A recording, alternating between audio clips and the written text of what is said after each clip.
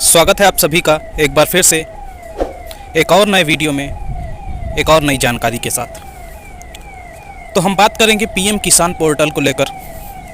इस पर आने वाली जो समस्याएं हैं कई प्रकार की, जैसे कुछ लोगों का आधार ऑथेंटिकेशन जो है फेल्ड बता रहा है, तो कुछ का ओटीपी नहीं आ रहा है। तो इन तमाम समस्याओं के बारे में हम बात करेंगे जो इस पोर्टल पर आ रही हैं, आखिर वो क्यों आ रही हैं।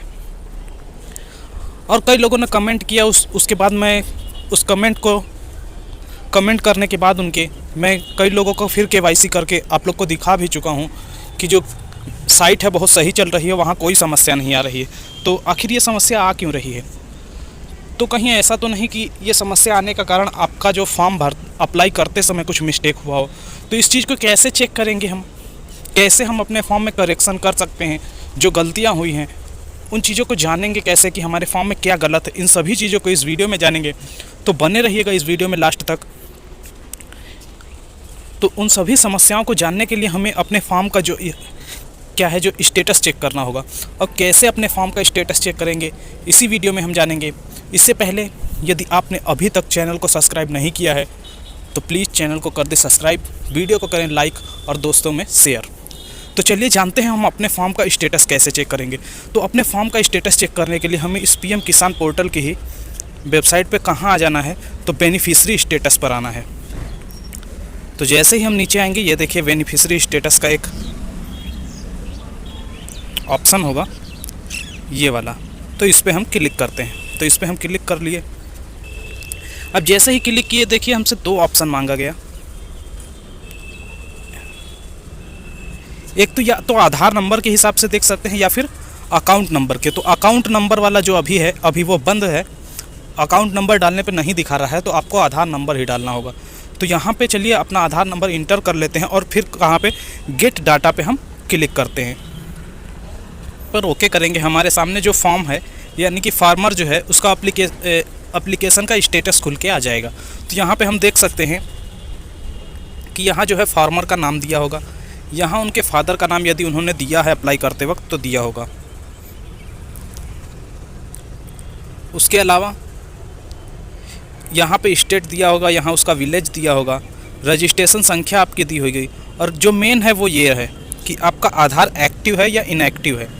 तो इनका जो ये फार्मर है जिनका मैंने अभी स्टेटस देखा है, तो इनका जो है आधार जो है एक्टिव है। तो यही आप चेक कर लीजिएगा कि आपका आधार एक्टिव है या इनएक्टिव है। दूसरा पीएफएमएस स्टेटस या बैंक का स्टेटस क्या है, तो farmer record has been accepted by PFMS. तो आपको ये भी देख लेना है कि जो आपका रिकॉर्ड है वो पीएफएमएस के द्वारा एक्सेप्ट किया गया है या फिर रिजेक्ट किया गया है। तो इनका ये भी करेक्ट है, तो करेक्ट है तो सही है, और यदि सही नहीं है तो आपको उसमें करेक्शन करने की ज़रूरत है। तो करेक्शन कैसे करना है हम इसी वीडियो में जानेंगे, वीडियो के लास्ट में। तो बने रहिएगा वीडियो में लास्ट तक। इसके बाद क्या है, आधार का स्टेटस हम चेक कर लेंगे। तो आधार का स्टेटस जो है देखिए लिखा हुआ है कि आधार स्टेटस इज़ वेरीफाइड, यानी कि इनके आधार का जो स्टेटस है वह वेरीफाइड है। तो आप भी अपने आधार का स्टेटस चेक कर लीजिएगा कि क्या दिया है, वेरीफाइड दिया है कि अनवेरीफाइड है।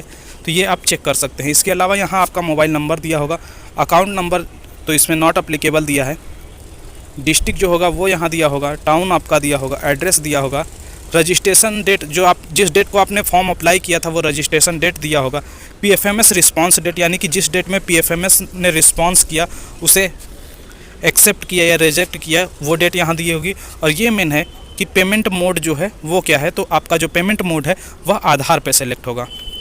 तो इस प्रकार से हम फॉर्म के स्टेटस को चेक कर सकते हैं। और भी जानकारी इस स्टेटस के माध्यम से हमें मिल सकती है कि हमारी जो कितनी किस्त आई है, यानी कितने इंस्टॉलमेंट हैं जो अब तक आ चुकी हैं, हमारी 10वीं इंस्टॉलमेंट आई है कि नहीं। तो इन सभी की जानकारी इस एक ही बस एप्लीकेशन का स्टेटस देखने से मिल जाएगी। तो हम इसमें जैसे नीचे आएंगे तो हमारा जो डिटेल है वो आ जाएगा कि पेमेंट का स्टेटस क्या है, कौन सा बैंक है, क्रेडिट अकाउंट कौन सा है, क्रेडिट डेट क्या है, यूटीआर नंबर और ट्रांजैक्शन फेल्ड रीजन, यदि ट्रांजैक्शन फेल्ड हुआ है तो किस रीजन से फेल हुआ है ये भी लिखा हुआ आ सकता है।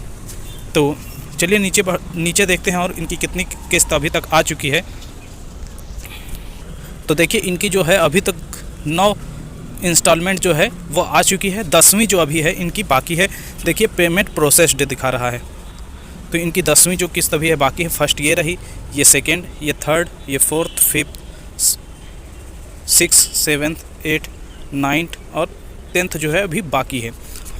तो इसी प्रकार से यदि आप भी चाहते हैं स्टेटस देखना अपने फॉर्म का, या कितनी किस्त आई हुई है, इंस्टॉलमेंट कितनी आई हुई है, तो इस माध्यम से आप देख सकते हैं अपने फॉर्म का स्टेटस चेक करके।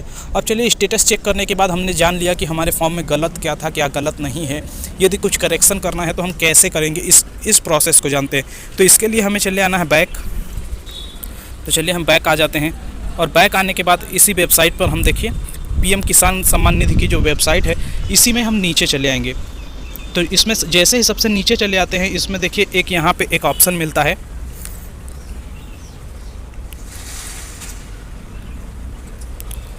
हेल्प डेस्क का। तो इस पर हम ओके करते हैं। अब जैसे ही इस पर ओके किए तो कुछ क्वेरी फॉर्म आ गया हमारे सामने। अब इसे फिल करना है तो हम 3 माध्यमों से इसमें हम इंटर कर सकते हैं, जैसे आधार नंबर के हिसाब से, या तो आपके पास अकाउंट नंबर है उसके हिसाब से, या फिर मोबाइल नंबर है उसके हिसाब से। तो चलिए हम आधार नंबर के हिसाब से कर लेते हैं, क्योंकि आधार जो है मेरा वेरीफाइड था, तो हम आधार के हिसाब से ही कर लेते हैं।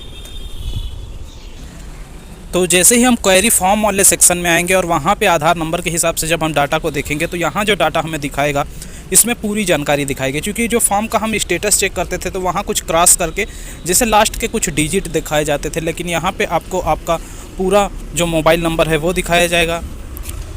उसके अलावा जो है जो आपका फुल बैंक अकाउंट नंबर है वो भी दिखाया जाएगा, और कितनी किस्त आई हुई है इन सभी की जानकारी भी मिलेगी, कौन सी डेट में कौन सी किस्त आई है, तो इन सभी की भी जानकारी मिलेगी। अब हमें जो करेक्शन करना है वह कैसे करना है, तो इसी में हम जब नीचे आएंगे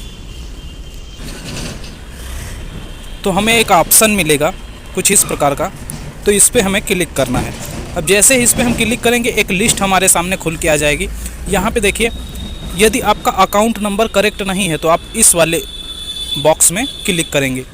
यदि application number is pending for, यदि आपका जो एप्लीकेशन है ऑनलाइन एप्लीकेशन वह पेंडिंग के लिए अप्रूवल है, तो आप यहाँ पे क्लिक करेंगे।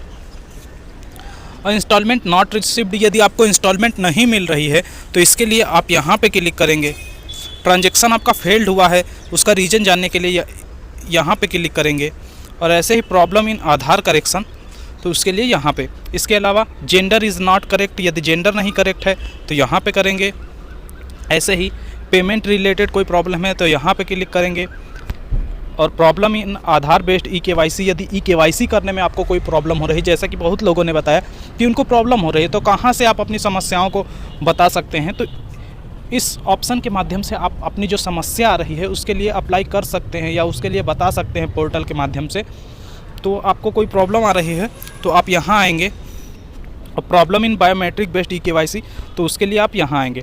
तो चलिए हम problem in OTP based EKYC पर ओके करते हैं। आपका जो भी समस्या होगा आपकी, उस पर आप ओके करके अपनी समस्याओं को जैसे यहाँ बताया जा रहा है वैसे आप सबमिट कर सकते हैं। जैसे सबमिट करने के 4 या 5 दिन बाद आपको जो रिस्पॉन्स है उसको भी आप चेक कर सकते हैं। कैसे चेक करेंगे उसकी भी जानकारी मिलेगी। तो वीडियो में आगे तक बने रहिएगा लास्ट तक।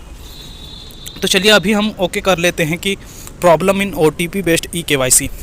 अब जैसे इस पे ओके किया, हमें कुछ डिस्क्रिप्शन में अपने लिखना है कि हमें क्या प्रॉब्लम आ रही है। तो जैसे कुछ लोगों का आधार ऑथेंटिकेशन फेल्ड बता रहा है तो OTP नहीं प्राप्त हो रहा है, तो यही चीज़ हमें यहाँ लिख देना है कि जब हम KYC करते हैं तो आधार ऑथेंटिकेशन जो है फेल्ड बता रहा है, या मेरे नंबर पे OTP नहीं आ रहा। आपको जो भी समस्या है यहाँ आपको लिख देना है, और समस्या लिखने के बाद ये जो कैप्चा कोड है ये दिया हुआ, इस कैप्चा कोड को यहाँ पर डालना है और सबमिट पर ओके करना है। अब इतना करने के बाद कुछ 4 या 5 दिन के वेट करने के बाद आप क्या करेंगे, अपने स्टेटस को जान सकते हैं। आपका स्टेटस एक्सेप्ट हुआ, उस पर कुछ वर्क हो रहा है या नहीं हो रहा है, तो वो कहाँ से जानेंगे। उसके लिए आप देखिए बैक चले आएंगे, और फिर से हम हेल्प डेस्क पर ओके करते हैं। नो द क्वेरी स्टेटस, आपने जो क्वेरी डाला था उसका स्टेटस चेक करने के लिए देखिए इस पर क्लिक करेंगे। उसके बाद आपके पास यदि क्वेरी आईडी है तो उसको डाल देंगे, या फिर आधार नंबर, अकाउंट नंबर और मोबाइल नंबर किसी भी माध्यम से हम चेक कर सकते हैं। तो यहाँ से आप इन सभी के बारे में जान सकते हैं कि आपने जो अप्लाई किया था उसके बारे में क्या रिस्पांस चल रहा है, आपका फॉर्म एक्सेप्ट हुआ है या नहीं, उस पर वर्क चल रहा है या नहीं, इन सभी के बारे में आप जान सकते हैं। तो आशा करता हूँ आपको वीडियो पसंद आई होगी। वीडियो पसंद आया हो तो प्लीज़ वीडियो को लाइक करें, चैनल को सब्सक्राइब करें और दोस्तों में शेयर करें। मिलते हैं नेक्स्ट वीडियो में और भी नई जानकारी के साथ।